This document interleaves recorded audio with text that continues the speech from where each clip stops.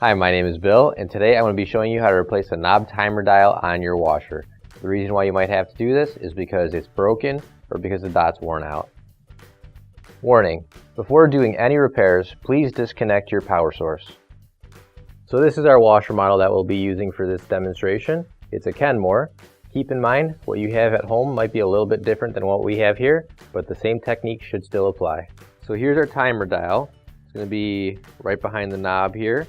So to get the knob off, make sure your knob is pushed in and spin it counterclockwise until it comes off.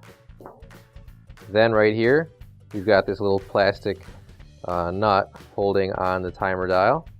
And now all we have to do is just pull the timer dial off. Now you can grab your new OEM replacement knob timer dial. If you don't have one already, you can find one on our online store. And I'm just going to clean up the dust and everything that's back here real quick first.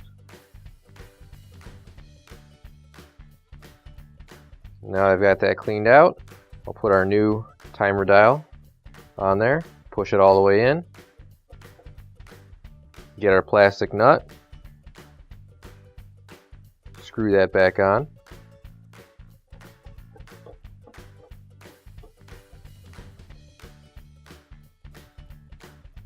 And now I'll get our knob and I'll screw that into place.